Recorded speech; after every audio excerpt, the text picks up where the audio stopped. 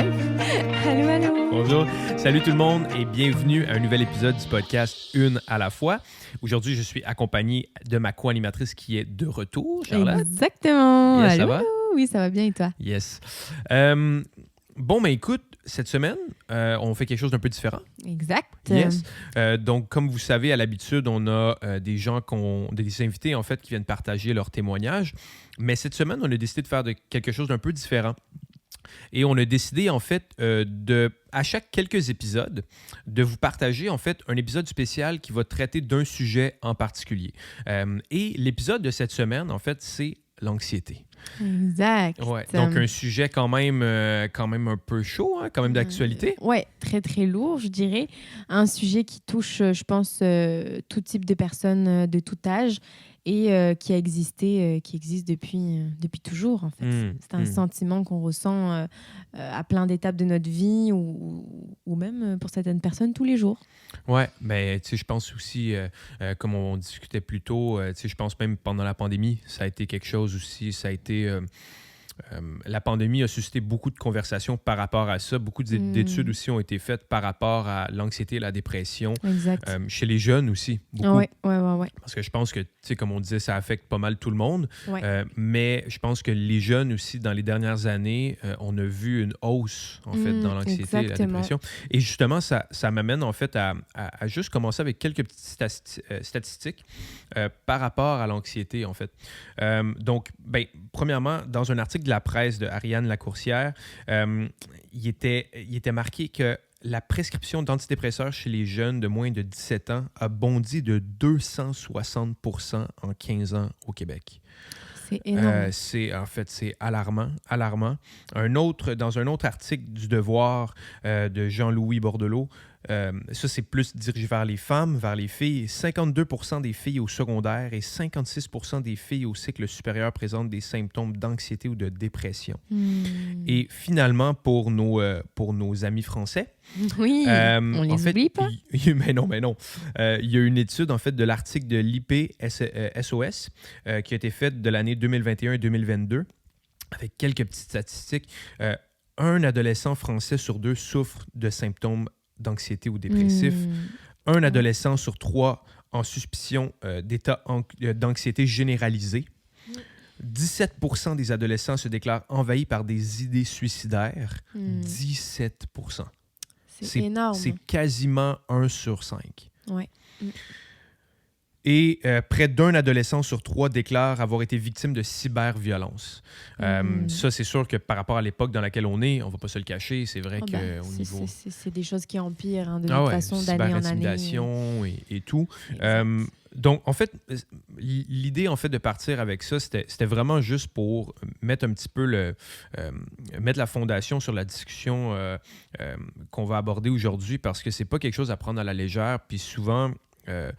ça peut être tabou aussi pour certaines personnes. Puis je pense, on a décidé aujourd'hui, Charlotte et moi, de vraiment s'ouvrir par rapport à ça, puis même de partager nos propres expériences aussi par rapport à ça, parce que je crois que comme l'idée des témoignages, parler de notre vécu, je pense que c'est ça qui résonne beaucoup avec les gens, puis juste d'avoir une conversation ouverte là-dessus.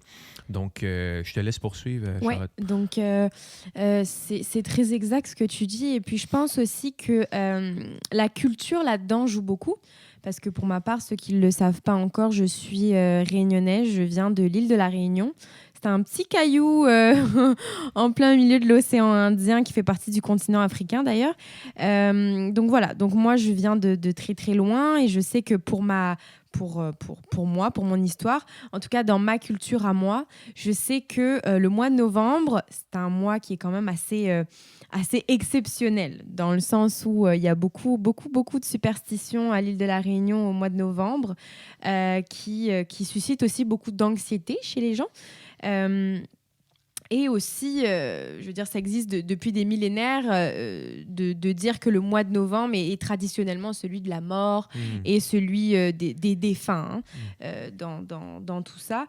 Donc, moi, j'apporterai en tout cas aujourd'hui mon point de vue par rapport à l'anxiété, de par aussi mon témoignage, mon parcours, mais aussi par rapport à ma culture. Je pense que ça va intéresser quand même certaines personnes de le savoir.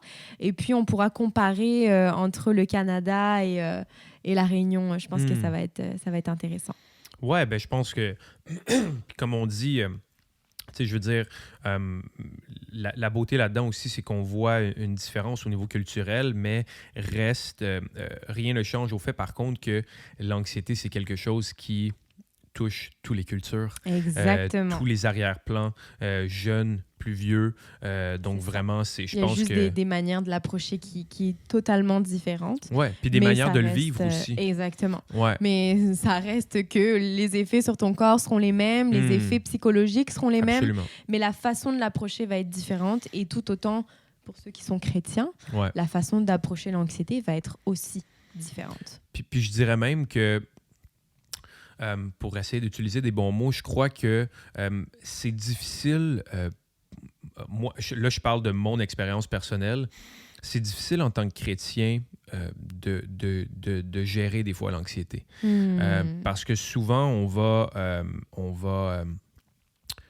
parler de la gestion de l'anxiété, de tout remettre entre les mains de Dieu, faire confiance en Dieu, tu vois. Exact. Mettre notre confiance en Dieu. Puis je crois que ça, c'est un des premiers points qu'on voulait aborder aujourd'hui, la confiance en Dieu. C'est quelque chose qui est... on le sait, tu vois. On le sait qu'on doit, on doit lâcher prise. On le sait qu'on doit tout laisser entre ses mains. Mais c'est quelque chose que dans le contexte de vie dans lequel on est, quand on est au milieu de l'épreuve, quand on est au milieu de la tempête, quand on vit ces sentiments de stress et d'anxiété-là qui sont réels, en fait. Tu sais, c'est pas... Tu sais, souvent, on va parler de certains problèmes qu'on peut avoir, des épreuves spirituelles et tout, mais l'anxiété, c'est quelque chose qui se manifeste aussi physiquement. Donc, tu sais, c'est vraiment... c'est des choses qui sont tellement tangibles et réelles que des fois, c'est difficile de lâcher, en fait. Difficile de laisser ça aller puis de lâcher le contrôle. Exactement. Et puis, c'est très intéressant ce que tu dis de dire que l'anxiété a des effets sur notre corps. Donc, pour ceux qui ne le savent pas non plus, je suis infirmière. Donc, c'est vrai que j'ai recueilli quelques petits effets en fait, du stress sur notre corps. Et sur la santé, c'est vraiment terrible. Hein. C'est un tueur redoutable. Hypertension, nervosité, fatigue, dépression, des maladies cardiovasculaires, des maladies mentales. C'est vraiment très effrayant. Et je pense que les gens aujourd'hui limitent aussi les effets que ça peut avoir sur eux. Et je pense que c'est important d'en parler. Oui, absolument. Puis je pense que je pense qu'il faut avoir une discussion ouverte par rapport à ça et dire les vraies choses sans trop se cacher derrière un idéal. Exactement. Aussi. Parce que, tu sais, c'est sûr que, tu sais, même si on regarde on va plonger dans la parole un petit peu, vraiment juste pour avoir une petite idée, en fait, de ce que la parole... Parce que, veux pas, c'est notre guide, hein? C'est notre guide, la parole de Dieu, c'est notre guide. Exactement. On a des questions, on a des doutes, on a des interrogations. Première chose, c'est qu'on plonge. On plonge dedans. Puis on voit dans Matthieu chapitre 6, verset 31, « Ne vous inquiétez donc pas en disant « Qu'allons-nous manger » ou bien « Qu'allons-nous boire » ou bien « De quoi allons-nous nous vêtir » Tout cela, c'est ce que les gens de toutes les nations recherchent sans relâche, car votre Père céleste sait ce que vous avez besoin. Cherchez d'abord le règne de Dieu et sa justice, et tout cela vous sera donné par surcroît. Ne vous inquiétez donc pas du lendemain, car le lendemain s'inquiétera de lui-même. À chaque jour suffit sa peine.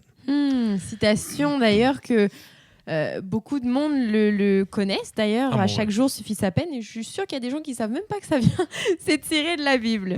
Exactement. Donc, tu sais, je pense que c'est très riche comme texte, très...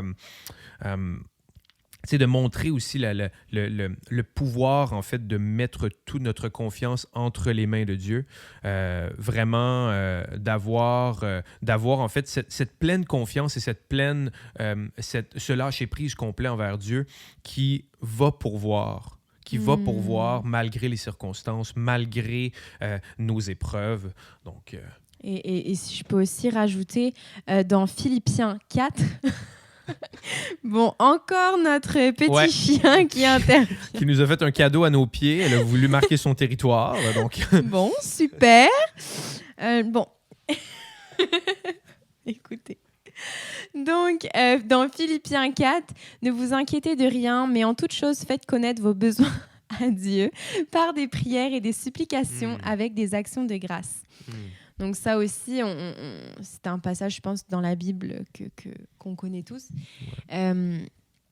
Et si je peux rebondir là-dessus, c'est vrai que quand on prend l'aspect spirituel, c'est délicat. Hein. C'est délicat. Pourquoi ? Parce que pour ma part, en tout cas, je suis, comme vous le savez, je suis née dans une famille chrétienne. J'ai toujours connu Jésus.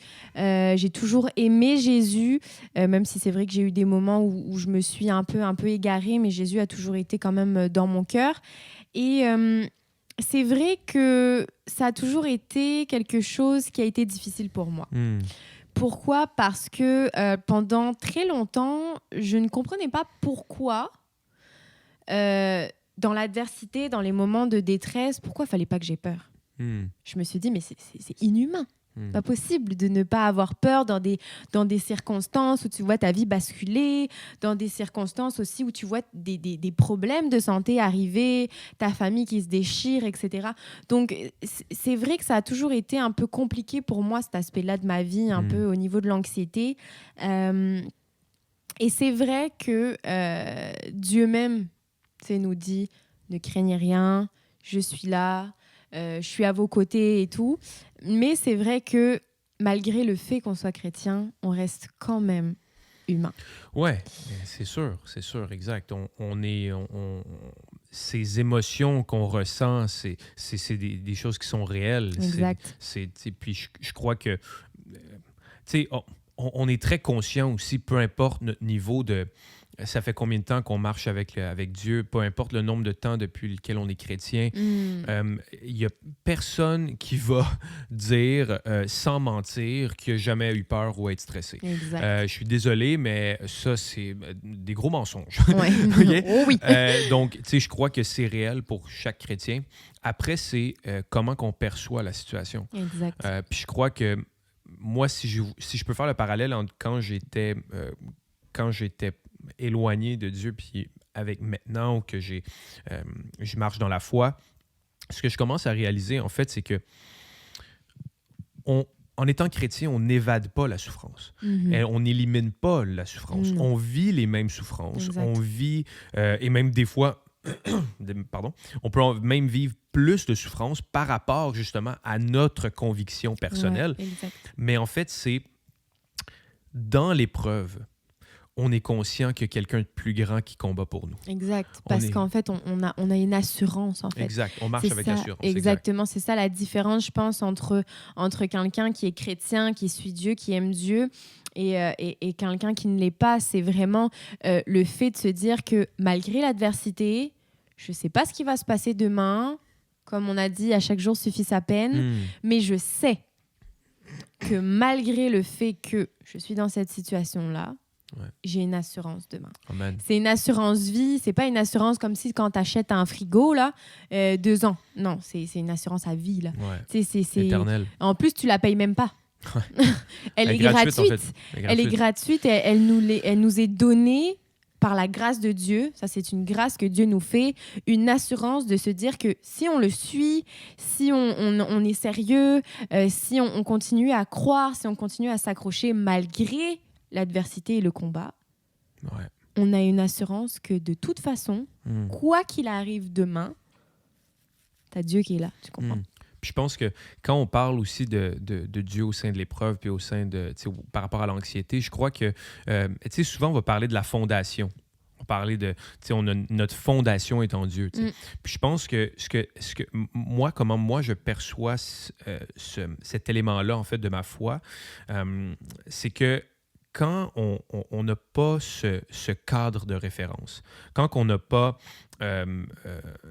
Dieu auquel on peut s'accrocher, le Dieu qui ne change pas, le Dieu qui est le même hier, aujourd'hui et demain, le Dieu qui a pourvu et qui va pourvoir, tu vois. Notre cadre de référence devient quoi? devient notre propre perception, nos propres défis, nos émotions, les gens qui nous entourent et tout. Le problème avec ça, c'est comme quand on parle, puis on ne va pas trop aborder ça, ça sera plus pour un autre podcast, mais par rapport à la valeur, comment est-ce qu'on évalue notre valeur? Comment est-ce qu'on évalue notre gestion des épreuves? Et si, souvent, ce qui va arriver, c'est qu'au niveau de l'anxiété, mais souvent, notre opinion de nous-mêmes va venir de l'opinion des autres. Exactement. Va venir, en fait, de cet entourage-là, parce qu'on n'a pas, en fait, ce cadre de référence qui ne change jamais. On n'a pas le cadre de référence qui est ancré en nous, qui vit en nous et qui a été donné par grâce.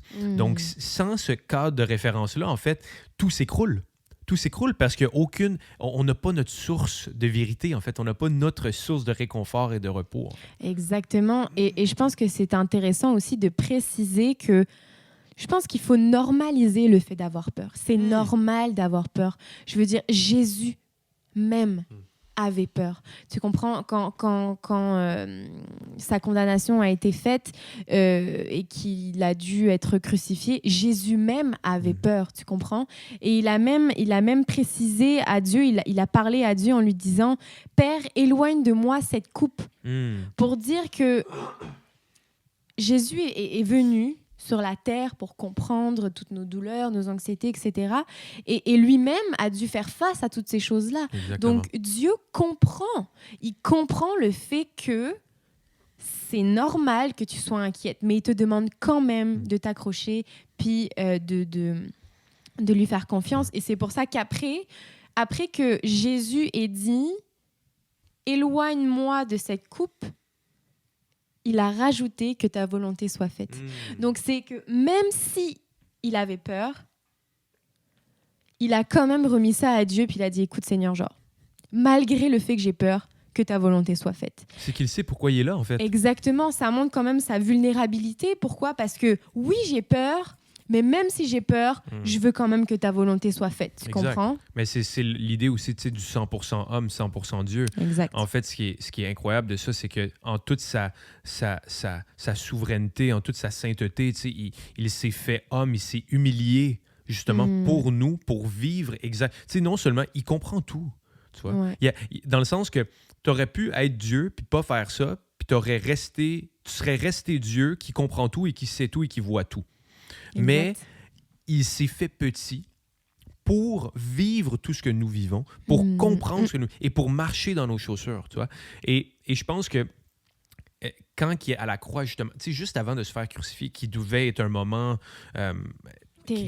terrible. Et aussi, tu sais... remettre en question aussi des fois, mais tu sais, Dieu, pourquoi? J'ai pas le goût de vivre ça. Tu vois, il souffre, en fait. Il a souffert autant que nous, on aurait souffert dans cette situation-là. Exactement.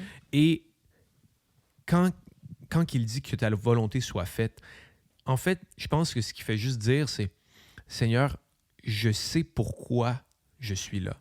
Je m'abandonne à toi. » Et je sais que malgré moi-même, comment moi je vis la situation en ce moment, rien n'est comparable au plus grand plan que toi tu as par rapport à la situation que je vis. Puis je pense que, tu sais, là, on parle du Messie, on parle de Jésus, on parle qui est venu nous délivrer, en fait, de tous nos péchés, qui est venu nous délivrer de cette vie et de ce qui nous a offert cette miséricorde aussi, tu sais. Mais on peut amener ça aussi à nos situations, dans le sens que on est dans la souffrance, on a de la misère à voir le bout, on a de la misère à voir Seigneur, comment est-ce que tu vas utiliser ça, tu comprends? Mais c'est de se dire, Seigneur, je sais pas pourquoi je vis ça, je sais pas comment est-ce que tu vas utiliser ça, mais j'ai confiance que si tu es le Dieu qui a tout créé, le Dieu qui a pourvu hier, le Dieu qui m'a ouvert les portes hier, le Dieu qui va pourvoir, je le sais que si je passe à travers ça, quoi qu'il en soit, si je remets ça entre tes mains, tu vas pouvoir faire de grandes choses avec. Exact. Et je pense que... Mais ça, c'est beau entendre ça. Ça fait du bien aux oreilles, c'est le fun. Ça sonne bien sur un petit thé, sur une tasse. Ça fait bien, hein, sur une tasse. Ah, tu sais, bah oui, un beau petit verset. Mais c'est pas facile. Mais c'est pas la réalité. Exactement. C'est juste pas la réalité. Et c'est vrai que c'est plus facile de le lire dans la parole ou de l'écouter le dimanche à l'église. Mais c'est vrai que c'est un peu plus difficile parce que parfois même, le nombre de fois où moi, ça m'est arrivé, et puis même encore aujourd'hui, là, où j'entends des prédications, « Oh, ça me booste, oh, Seigneur, merci, je sais que tu pourvois et tout. » Au moment où tu sors, tu franchis les portes de l'église, tu t'en vas, tu rentres chez toi, on dirait que ta réalité revient, on dirait que tu te dis, mais attends, mais c'est pas possible, tu vois. Puis tu culpabilises parce que tu te dis, mais punaise, mais est-ce que je suis digne? Ouais, c'est ça, est-ce que je suis digne? Est-ce que Dieu, il m'aime pareil? Est-ce que j'ai fait quelque chose de mal pour en arriver à là? Est-ce que tu comprends? Donc c'est vraiment compliqué, hein? Ouais. Mais je pense aussi que, tu sais,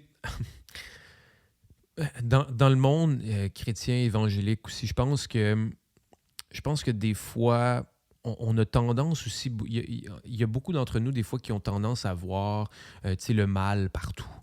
Le diable partout et tout. Tu sais, je pense que oui, ben, évidemment, le mal existe. Tu vois, s'il y a le bien, il y a le mal. Tu vois, donc, et je crois qu'il y a quelqu'un qui travaille sans relâche pour nous éloigner de ce que Dieu veut pour notre vie, absolument. Mais je pense aussi des fois qu'il y a des situations qui peuvent nous arriver dans la vie. Qui sont hors de notre contrôle.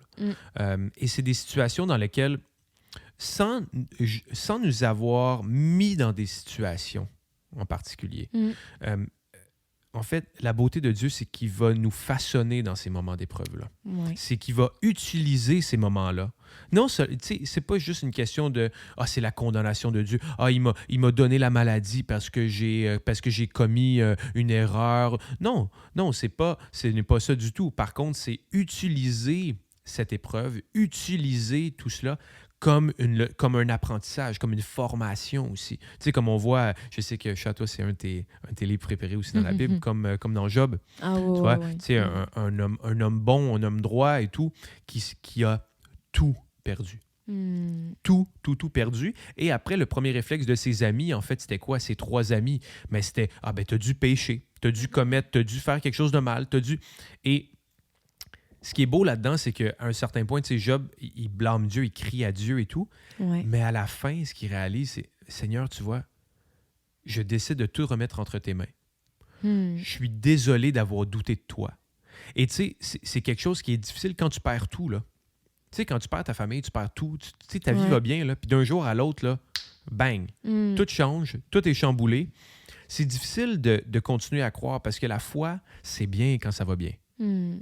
Ah, la foi, on a le feu hein, quand ça va bien. Ah, wow, on est béni. Le job, la promotion, les bonnes nouvelles, tu sais, tout ça, les amis. Tout. Mais quand ça commence à aller mal, louer dans la tempête, c'est pas facile. Exact.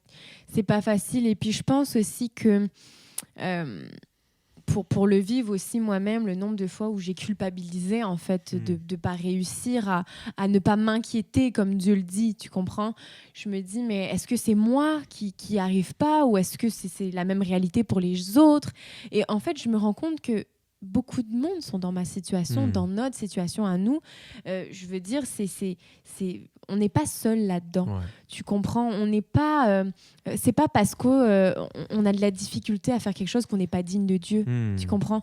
Et je pense qu'il faut briser un peu, ce mode de pensée-là parce que la culpabilité, ça vient pas de Dieu. Déjà, la culpabilité ne vient pas de Dieu. Et je pense que ça vient plutôt paralyser notre vie, venir la paralyser et de la détruire plutôt que de l'aider, en fait. Tu comprends? Ça vient de nous, en fait. Ça vient de nous, c'est exactement. C'est nous qui mettons cette pression-là sur nos épaules quand lui a tout enlevé, en fait. Exactement. Alors que Dieu, il condamne ça, toutes sortes de culpabilité. Et parce que c'est le seul juge. C'est le seul juge, en fait, Dieu. Ouais, On n'est pas notre propre juge. C'est pas à nous de nous juger. C'est pas à nous de nous condamner. C'est à Dieu de le faire. Donc, moi, je sais que Dieu est mort pour moi. Je sais que Dieu m'aime. Donc, j'ai pas à me condamner pour ce que j'ai fait, tu comprends? Parce que dès le moment où j'ai remis mes péchés devant lui, où je lui ai parlé, je me suis repentie, où j'ai dit, écoute, Seigneur, je te demande pardon. Ça a été effacé, là. Ouais. C'est terminé, là. Tu comprends? Donc, on n'a pas à vivre avec une culpabilité de se dire, oh punaise, ça y est, j'ai pas réussi à faire quelque chose, ça y est, Dieu m'aime plus. Vivre avec Dieu... les fardeaux du passé, en fait. Exactement, tu comprends? J'ai pas réussi à faire ça. Est-ce que si je suis malade ou est-ce que s'il m'arrive des problèmes financiers ou je ne sais quoi, est-ce que c'est parce que ça remonte à mon péché que j'ai fait il y a un an? Est-ce que c'est parce que j'avais pas parlé correctement à mon mari? Est-ce que c'est parce que j'avais fait ci? Tu comprends? Donc, je pense qu'il faut vraiment briser toutes sortes de choses-là parce que ça vient pas de Dieu, en fait. Ouais, mais en fait, c'est pour ça qu'il est venu, en fait. Exactement. En fait, c'est ça. C'est parce que, justement, il savait que si ça n'arrivait pas, on n'aurait jamais été digne. Non. Même à ce jour, on ne mérite pas ça. Ben non. Tu vois? On ne mérite. Ben non. Et puis ça, je pense, c'est l'idée de la grâce, tu vois. C'est le concept de la grâce, c'est te faire donner quelque chose que tu ne mérites absolument pas. Ouais. Et justement, c'est un cadeau qui nous offre le plus beau des cadeaux et ça nous permet, nous, après, de dire, bon, mais je n'ai pas apporté ça. Je n'ai pas apporté mes erreurs du passé. Je n'ai pas apporté ces fardeaux-là. Je n'ai pas à vivre dans la crainte que Dieu il va garder contre moi toutes ces erreurs-là que j'ai commises dans le passé. Parce que ce qui va arriver, c'est que si tu traînes ça avec toi, ta marche va être longue. Elle va être difficile, elle va être longue. Et je pense que vraiment là-dedans... Puis tu sais, moi, ce que je trouve incroyable, puis tu sais, c'est un peu le deuxième point qu'on voulait aborder, c'est au niveau de la prière, tu sais. Ouais. Au niveau de la prière, je crois que, tu sais, souvent, on va se dire, mais pourquoi est-ce que je devrais dire... Tu sais, on va souvent entendre des pasteurs ou peu importe dire... proclame à Dieu, crie à Dieu, dis-lui ce qui ne va pas. Parle-lui de tes problèmes, fais-lui part de ta situation. Puis, tu sais, moi, souvent, je me suis dit, ouais, mais il sait, comme. À quoi ça sert que j'y en parle? De toute façon, il sait même ce que je vais dire avant que je le dise, tu comprends? Mais il faut avoir une intentionnalité aussi derrière, tu comprends? C'est pas juste de se poser sur le fait que, de toute façon, Dieu, c'est tout. Donc, pourquoi est-ce que j'aurais besoin de lui parler? Puis même, je pense que ça remet pas en question le fait qu'il faut aller voir quand même des psychologues, etc. Ah oui, absolument. Non. Mais pour ma part, pour moi, Dieu, c'est le meilleur de tous les psychologues au monde. Ah ouais, non, c'est Quand sûr, parfois je suis là, puis j'ai quelque chose sur mon cœur, je me sens pas bien, j'ai de la peine et tout, je rentre dans ma chambre, je lui parle, je peux lui parler pendant des minutes et des minutes, et ça me libère, ça me fait du bien. Absolument. Parce que oui, il le sait même avant que moi-même je le sache, là, tu comprends? Mais c'est libérateur aussi pour nous de l'apporter. Absolument. Ça peut être aussi une sorte de thérapie aussi, de te dire, comme si tu le ferais avec ton psychologue, là. C'est la même chose. Absolument. Moi, j'ai déjà côtoyé des psychologues, là, et ça fait du bien. Tu comprends? Juste de livrer nos charges, de livrer nos peines, parce que c'est ce que Dieu aussi nous demande. Il nous demande de tout lui remettre. Il nous demande de lui donner ces fardeaux-là, tu comprends? Absolument. Et je veux te dire, tu sais combien on est sur Terre, là? Ah ouais, c'est ça. Tous les fardeaux qu'il doit porter, là, puis il n'en porte pas un. Ouais. Parce que, tu sais, à moi toute seule, je pense que j'en ai je sais pas combien des fardeaux, là. Tu comprends? Donc, il te demande pas, non, mon enfant, allège-moi. Non, il te demande de le charger. Il te demande, donne-le-moi, et encore gratuitement. Ouais. Donc, ça revient encore au fait que c'est sa grâce, ça. Ouais. Tu comprends? Et ce qui est fou là-dedans, c'est que ce qui est particulier avec notre grand Dieu, c'est que ça, on le voit dès le début, en fait, de la Bible, dès le début de la Genèse. C'est un Dieu qui cherche activement une relation avec nous. Qui cherche, en fait... c'est pas nous qui vont à lui, c'est lui qui vient vers nous. C'est lui qui vient nous chercher. Exact. Puis je pense que, tu sais, c'est comme il y avait une belle illustration que j'avais entendue il n'y a pas trop longtemps. C'était une dame qui prêchait sur l'idée, en fait, justement, de remettre ses inquiétudes entre les mains de Dieu. Puis elle disait un petit peu ça, c'était la prémisse, c'était en fait, mais pourquoi j'y dirais à Dieu? Tu sais, pourquoi est-ce que j'y dirais? Mais c'est comme, en fait, tu es avec ta femme, tu es avec ton mari, et tu sais qu'il va pas bien. ou tu sais qu'elle va pas bien. Tu le sais dans le fond de toi, mais ça fait juste du bien de l'entendre. Dis-moi qu'est-ce qui va pas. Parlons-en. Et c'est juste ça que Dieu veut, en fait, c'est parle-moi-en. Parle-moi-en parce que quand tu vas m'en parler, je vais être là. Je vais être là avec toi et ce que tu vas comprendre en le sortant, en le disant, l'extériorisant, c'est que tu viens de t'enlever ce poids-là. Tu viens de libérer ce fardeau-là. Et tu sais, on parlait souvent, moi et toi, tu sais, quand on disait, j'avais pensé à ça une fois dans la voiture, je sais pas si tu t'en souviens, je disais, imagine, là, prends la personne que tu aimes le plus au monde. Okay? La personne que tu aimes le plus au monde, et imagine, je te dis, tu sais, moi, ben, je pense que moi, c'est toi, la personne que j'aime le plus au monde. Ben, je sais pas ce que c'est réciproque. Ben oui. Ben, il y a Dieu puis il y a toi. oui, ben là, c'est ça, c'est sûr. Mais tu sais, exemple, si je te disais demain matin, tu prends tous mes fardeaux, tous mes inquiétudes, tout mon stress. Ah ben non. Est-ce que tu le ferais? Ben non, parce que c'est inhumain. Mais en fait, même si je voudrais, je pourrais pas. Exactement. Et là, quand tu penses à ça, mais Jésus a fait ça pour tout le monde. C'est ça, mais ça te montre qu'il y a du surnaturel aussi à travers ça. En fait, mais t'as pas le choix. Je me dis, et puis ça te montre aussi à quel point Dieu est capable de faire n'importe quoi. Je veux dire déjà juste d'être capable d'avoir créé la terre, là. Le ciel, la terre, les mers et tout ce qui se passe autour. Même moi, parfois, quand j'apprends le corps humain, je vois comment tout se passe. C'est incroyable. Il n'y a pas d'hasard avec Dieu. Puis quand il dit que c'est le Dieu de l'impossible, c'est vraiment le Dieu de l'impossible. Ouais, c'est pas simplement une parodie ou une façon de parler. Non, c'est pas... Comment on dit ça? Comment on dit cette phrase-là? Tu sais, c'est pas un paradoxe, là. Tu comprends? Je pense pas que c'est paradoxe, le mot, mais... c'est pas une paraphrase. Je sais plus. Oui, mais en fait, c'est pas... c'est pas imagé, là. Exactement. C'est pas imagé, c'est vrai. Fallait mon mari pour trouver le mot. C'est pas au sens figuré. Oh là là, mais t'es exceptionnel. Exactement. Merci. C'est pas imagé. C'est vraiment du sérieux, là. Ouais. Et ça te montre, en fait, simplement, genre, la puissance. Ça te montre la puissance de te dire, waouh, genre, moi-même, mes propres fardeaux, j'ai parfois de la misère à les tenir. Oh, en fait, à rester debout. En fait, on a c'est ça qui est fou, en fait, c'est que, tu sais, des fois, on va se dire, mais je vais essayer tout seul, je vais essayer de le faire moi. Non, mais en fait, c'est qu'on on sera jamais capable de le faire seul. Non. On sera jamais... En fait, c'est ce qui est incroyable, c'est qu'on est tellement imparfait, on est tellement pas assez fort, on est tellement pas... qu'on a besoin d'un Dieu parfait. Non, on est juste humain. C'est exactement. Puis je pense que c'est ça, tu sais, il y a beaucoup des fois qui vont parler des chrétiens, exemple, ils vont dire, ouais, ben tu sais, vous pensez que vous savez tout. Non, en fait, c'est le contraire. Oh là là. C'est le contraire. Justement, clair. je le sais moi-même que si je me fie juste à moi, ça va aller mal. Exactement. Si je me fie juste sur ce que moi je pense, si je me fie juste sur mes émotions, que je réagis par rapport à ce que moi je pense est le mieux, j'y arriverai pas. Parce qu'on est rempli, on est tellement, on a plein de failles. On a des failles partout. Puis c'est ce qui nous différencie aussi de Dieu. Exact. Je veux dire qu'à un moment donné, il faut quand même avoir une hiérarchie. Là, on n'est pas Dieu, là, tu comprends?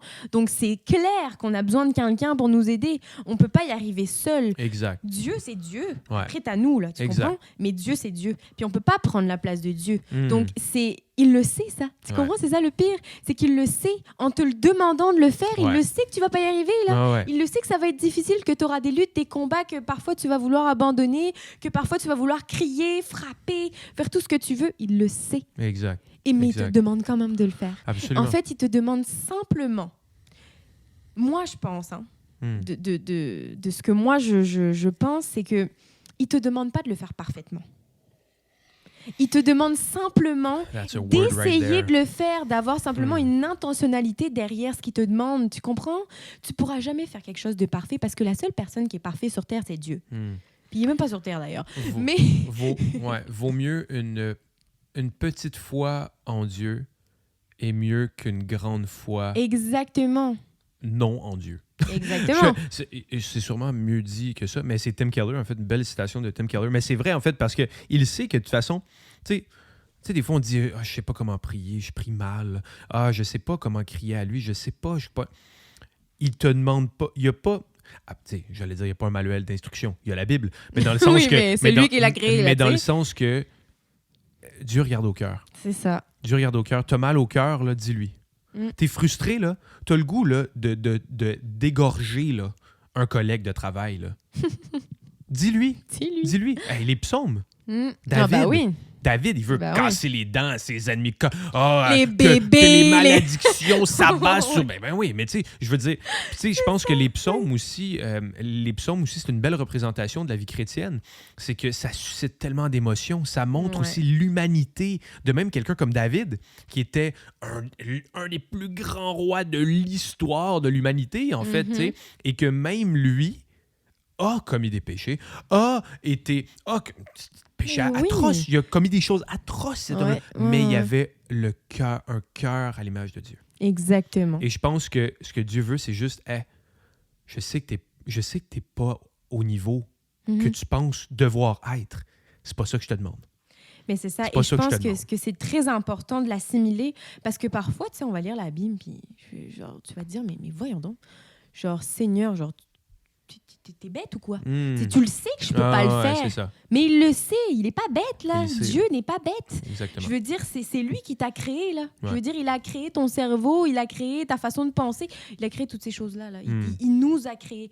Il le sait. Ouais. Il le sait. Dieu n'est pas bête, Dieu n'est pas débile quand il te le demande. Ouais. Mais voilà, comme je dis, il faut voir ça d'une nouvelle vision. Absolument. Je pense qu'il ne faut pas prendre ça mot à mot en disant « Mon Dieu, si j'arrive pas à le faire, ça y est, je suis terminée, Dieu m'aime plus. » Mais non, il le sait que tu vas pas être capable de le faire. C'est pour ça qu'il est mort sur la croix pour nous, pour nos péchés. Parce qu'il sait que tu peux pas.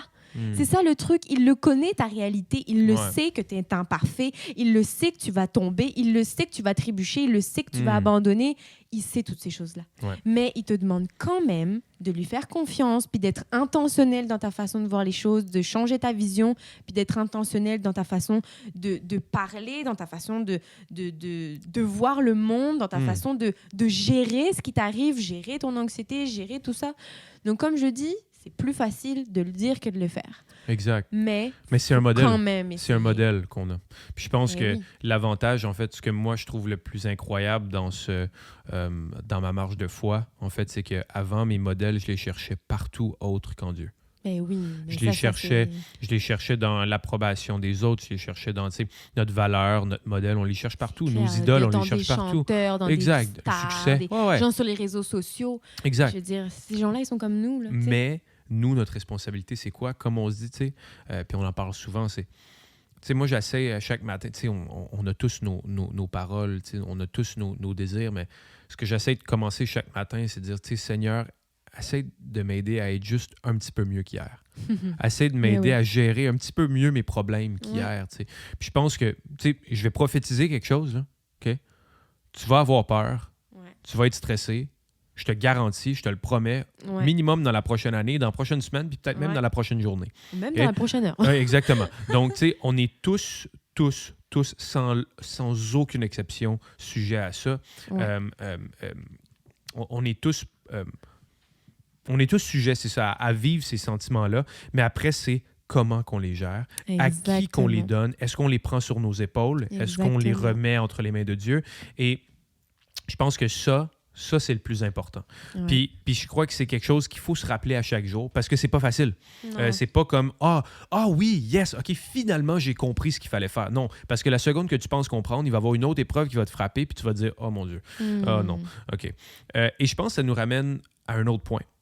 Ça nous ramène au dernier point, puis c'est l'importance de la communauté. Puis je pense qu'à travers ça, tu sais, souvent on va parler de notre relation avec Dieu et tout, mais il y a aussi, tu sais, Dieu nous demande aussi entre nous de s'épauler. Il demande entre nous de s'épauler, puis on voit dans Galates chapitre 6, verset 2, portez les fardeaux les uns les autres et vous accomplirez ainsi la loi de Christ. Tu sais, en fait, c'est souvent, moi, une chose que j'aime beaucoup, c'est, tu sais, on vit des problèmes et tout. Il y a des gens dans notre entourage aussi avec qui on peut être vulnérable. Il y a des gens qu'on peut dire, ça fait du bien de dire, autant que ça fait du bien, je crois que la première chose, c'est tout le temps parler à Dieu, tu vois. Toujours remettre entre ses mains. Mais après, tu dis, hey, mon frère, tu sais, hey, ma soeur, est-ce que tu peux prier pour moi? Je vis des moments, je vis des choses. Et ça a un pouvoir de la prière et le pouvoir de la fraternité, de la communauté, c'est vraiment pas négligeable au sein de notre foi. Exactement, c'est vraiment pas négligeable. Et puis surtout, on le voit dès le début de la Bible. C'est quand Dieu créa l'homme, il va faire la femme. Il va faire la femme parce qu'il sait que c'est pas bon pour l'homme d'être seul. Tu comprends? Exact. Donc, comme dans Genèse 2,18, il n'est pas bon que l'homme soit seul, je lui ferai une aide qui soit son vis-à-vis. Exact. Donc, Dieu créa la femme. Tu comprends? Donc, Dieu savait qu'il n'a pas seulement créé Adam. Là. S'il voulait, il aurait pu simplement le laisser tout seul sur la terre, puis avec les animaux. Mais non, il en a fait autrement. Il a décidé de créer la femme. Tu comprends? Tout ça, ça montre aussi l'importance, je pense, de la fraternité. Dieu appuie déjà sur ce point-là dès le début du commencement. Ouais. Il l'appuie en disant, non, j'ai créé l'homme.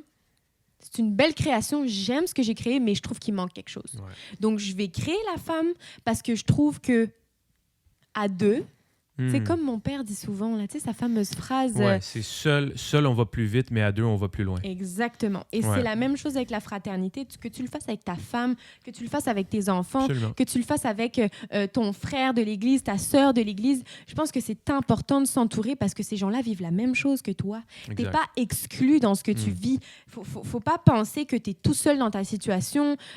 Si tu penses que tu es tout seul dans ta situation, c'est qu'il y a un problème. Ouais. Moi, longtemps, j'ai cru que j'étais seule dans mes peines, dans les peines amoureuses que j'ai pu avoir, dans les dépressions que j'ai eues. Mais en fait, quand je me suis sortie de mon cocon, là, puis que je suis allée parler à d'autres personnes, tu sais, que moi-même, là, je me suis rendu compte qu'en fait, j'étais pas si seule que ça. Puis qu'il y avait des gens aussi qui avaient besoin de parler de leur souffrance. Ouais. Puis ça me réconfortait de savoir qu'il y avait des gens aussi qui vivaient la même chose que moi.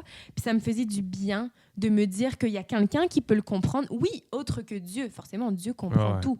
Mais de te dire que ce qui est difficile, c'est que c'est ça, t'es pas seul parce que Dieu, tu ne le vois pas. C'est ça le plus difficile dans la marche chrétienne, c'est que Dieu, tu peux pas le voir. Là, tu comprends?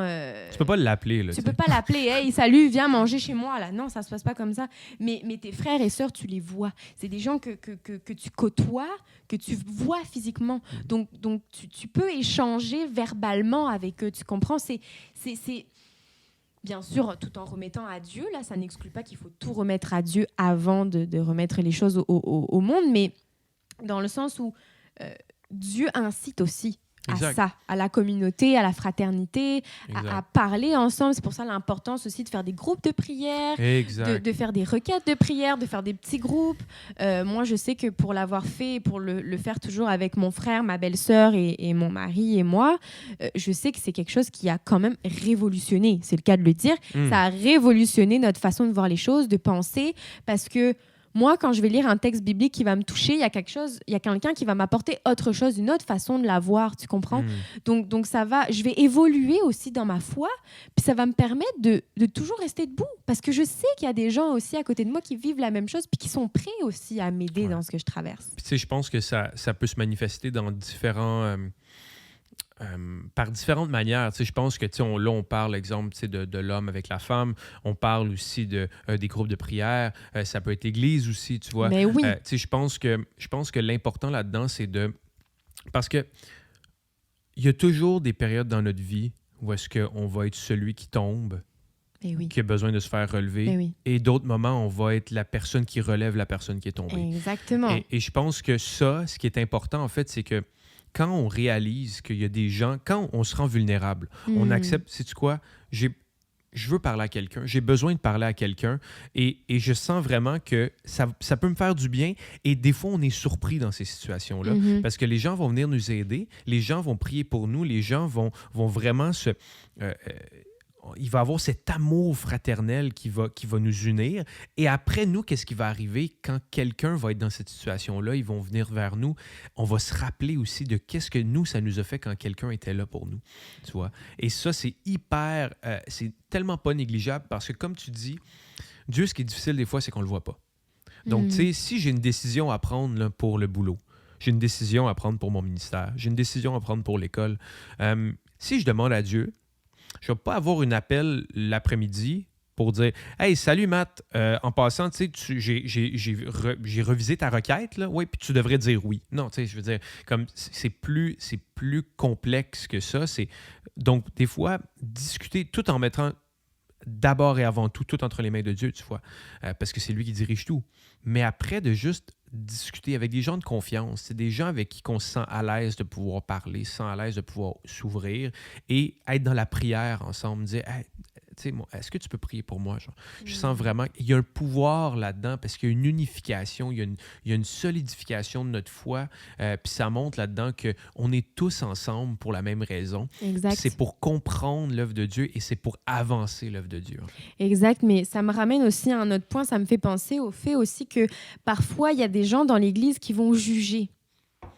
Ça, c'est un sujet très délicat parce que moi, je condamne toutes sortes de jugements. Là, pour moi, Dieu, c'est le seul juge et tout le monde a le droit à la grâce. Je veux dire, Dieu, il est mort, pas seulement pour moi, pas seulement pour Mathieu, pas seulement pour Bichic, mon petit chien.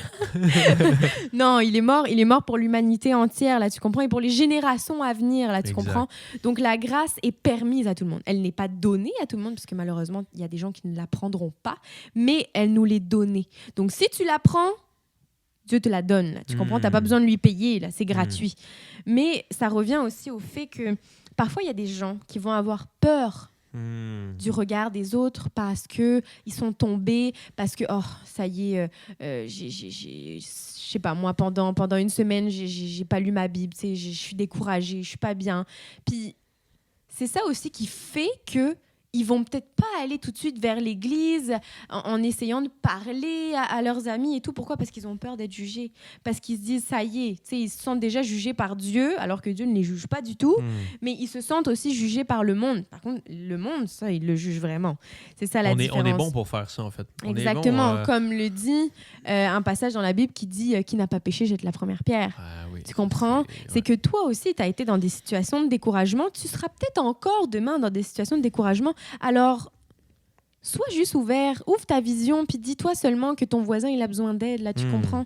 Donc, au lieu d'être dans le jugement, au lieu d'être dans la condamnation, d'ailleurs qui ne t'appartient pas du tout, juste genre, va vers cette personne-là, puis essaie de comprendre qu'est-ce qui se passe, essaie de comprendre pourquoi il voit ça de cette façon-là, pourquoi il ressent ça, aide-le, prie pour lui au lieu de le juger. Prie pour lui, va vers cette personne, prie avec lui, essaye de l'aider, essaye de l'encourager, tu comprends? Je pense que c'est super important, ça aussi. Ouais, puis tu sais, je pense que le truc avec ça aussi, c'est d'accepter aussi, nous, en tant que... Puis on ramène ça à l'anxiété, tu sais, je veux amener ça au thème du podcast, mais tu sais, c'est tout de l'amour, tu comprends? Tu sais, on vit ces sentiments-là difficiles, puis je pense que oui, c'est vrai qu'on est victime de jugement souvent. Ça, je pense que ça sera sujet pour un autre podcast parce que ça, on pourra en parler pendant des heures. Mais je veux dire que vraiment, là, en tant que chrétien, on est appelé à aimer. On est appelé à chérir. On n'est pas... Et aimer, ça ne veut pas dire tout le temps être d'accord avec la personne. Aimer, ça ne veut pas du tout dire de ne pas être d'accord avec quelqu'un. Ça veut juste dire d'avoir ses meilleurs intérêts à cœur et de les accepter, de les écouter. Parce que l'affaire, c'est que si tu juges quelqu'un, c'est que tu penses qu'il y a une hiérarchie de péché, puis tu penses que toi, tu es mieux que l'autre. Vraiment, si tu es un chrétien qui croit vraiment à la parole de Dieu, tu sais que toi, tu es autant trash que n'importe quelle autre personne, peu importe ce qu'ils ont fait. Donc, la seconde que tu commences à juger les autres, c'est parce que tu penses que toi, tu penses que toi, tu es mieux qu'eux. Et le seul qui est mieux que nous, c'est Dieu. Donc, tu te trompes un petit peu. Exact. Et je pense que par rapport à l'anxiété, c'est un bon point parce que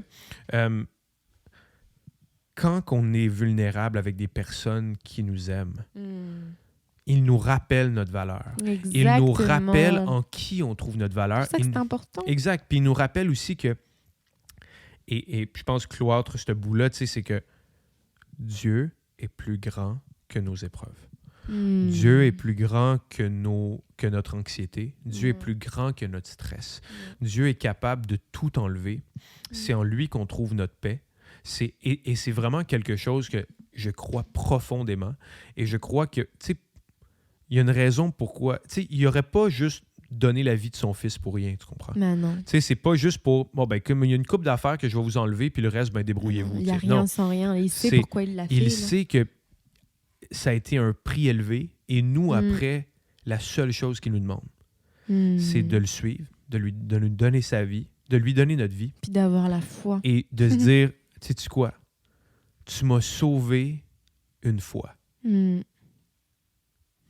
Pourquoi tu ne pourrais pas le faire à chaque jour de ma vie? Ouais. Et je pense que ça, c'est le core du message. Et je pense que pour le but général de cet épisode-là, c'est vraiment de conscientiser aussi. Parce que nous, on en vit des épreuves, même présentement, tu vois, ouais. des épreuves par rapport à des soucis de santé, par rapport à des décisions qu'on doit prendre et par rapport à comment gérer tout ça, comment se positionner à travers tout ça et comment continuer à croire aussi à travers tout ça. Puis je pense que ça, c'est vraiment, vraiment, vraiment pas facile.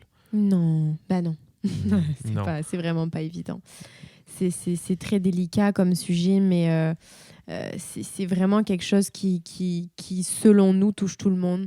Donc, moi, j'espère de tout mon cœur que quelqu'un va au moins, ne serait-ce qu'une personne, va se reconnaître là-dedans, puis ça va lui faire du bien d'entendre ça, parce que moi, ça me fait du bien déjà juste d'en parler, de le divulguer, de le verbaliser, tu comprends? Ouais. Et juste pour terminer, j'aimerais juste faire une petite parenthèse parce que je trouve que c'est quand même important d'en parler. Enfin, c'est important pour moi parce que c'est ma culture. Ouais. Le mois de novembre pour les Réunionnais est un mois de superstition. Okay? Ça, on le sait, c'est ancestral depuis la nuit des temps, c'est comme ça. Et je pense que pas seulement à La Réunion, on s'entend que beaucoup de monde ont des superstitions. Même certains chrétiens peuvent avoir certaines superstitions aussi. Et je pense que c'est important aussi d'en parler parce que ça fait référence aussi à l'anxiété. Et pour moi, donc pour ceux qui ne le savent pas, le mois de novembre à La Réunion, donc c'est vraiment consacré aux anciennes traditions, okay? À la prière, pour les défunts, etc. Et où, en fait, on dirait que les esprits seraient de sortie et il y aurait des superstitions qui sont persistantes encore aujourd'hui. Et j'aimerais juste revenir là-dessus. Il y en a certaines qui me font vraiment très, très rire. J'aimerais t'en partager quelques-unes, Matt. Comme par exemple, toujours après 18h, il faut aussi éviter les lieux saints, les églises, les cimetières. Les murmures ou prières pourraient être entendus. Il ne faut pas manger de la viande crue le soir. Il faut ne pas balayer après 18h, sinon l'argent n'entre pas dans le foyer. Comme par exemple aussi, mais c'est tout bête quoi, mais c'est vraiment ne pas sortir la nuit avec un enfant qui n'est pas baptisé, ça peut porter malheur. Donc tu vois, il y a vraiment une panoplie vraiment de superstitions par rapport à ça. Et je pense que c'est important d'en parler parce que même parfois sans s'en rendre compte, on peut en avoir, tu sais, des superstitions. Et pour ma part, j'ai un passage dans la Bible qui me vient, qui parle justement des superstitions. C'est dans Colossiens 2.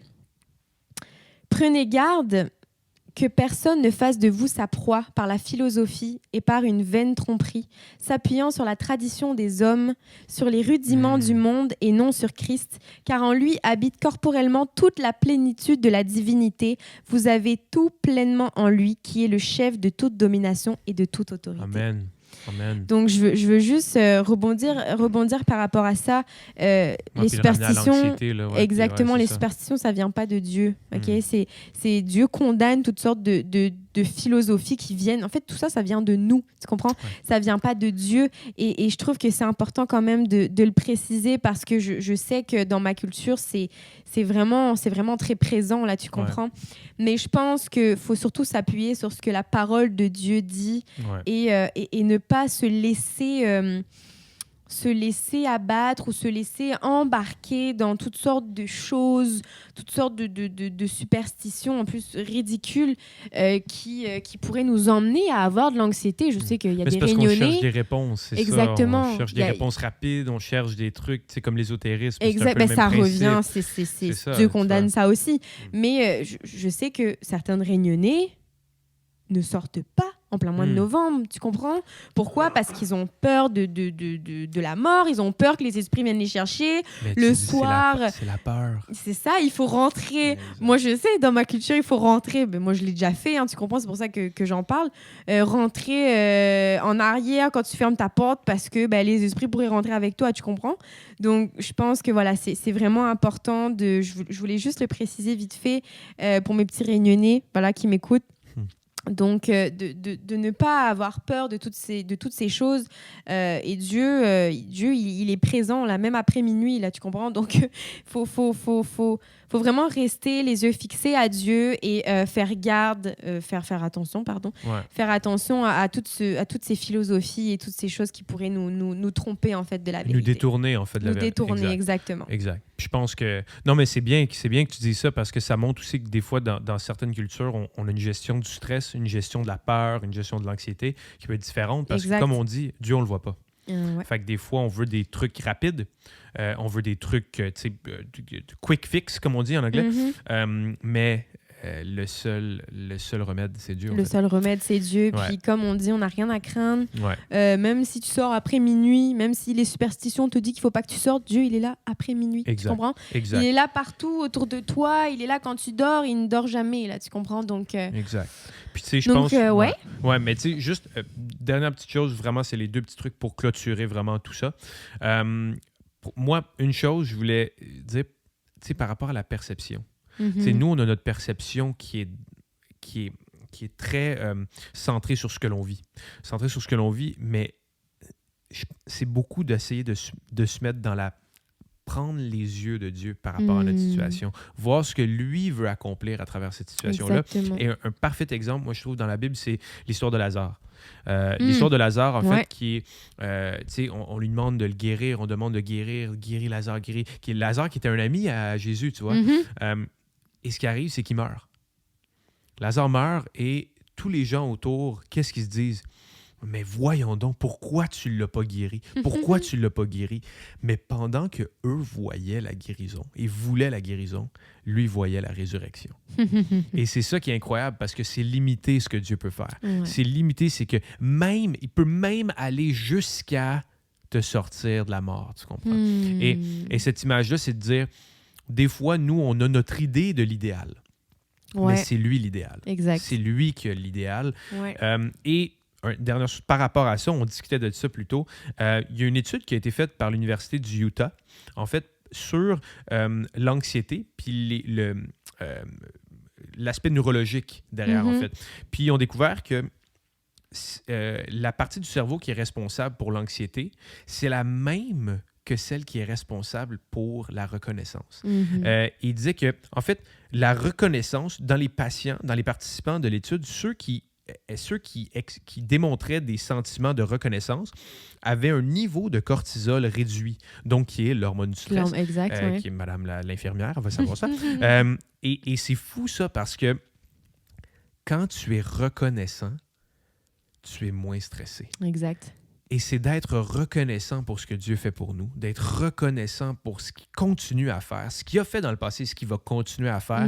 Et c'est ça qui va nous donner cette paix-là, tu vois. Exactement. Parce que, et comme je reviens au verset, en finissant le dernier verset, le verset que tu as dit plus tôt, Philippiens 4,6, tu sais, ne soyez pas anxieux parce qu'en toute chose, tu sais, par des prières et des supplications, tu sais, en fait, c'est juste présenter vos requêtes à Dieu, tu vois. Ouais. Soyez reconnaissant aussi que, Seigneur, merci.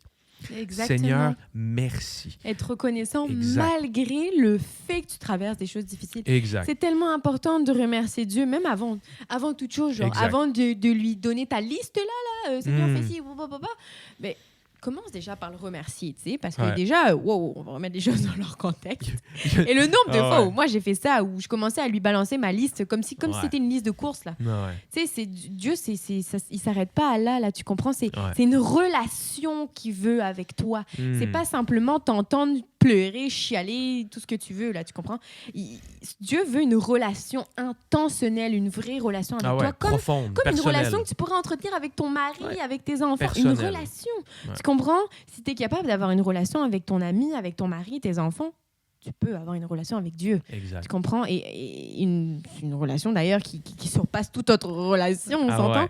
Mais je pense que ouais, c'est Ouais. super important. Puis quand je pensais à l'anxiété et tout, puis quand on allait faire le podcast, tu sais, je me suis dit, tu sais, j'ai repensé à une illustration que j'avais vue qui disait en fait, quand disons exemple, tu t'es en train de marcher ton chien et tu piles sur une crotte, OK?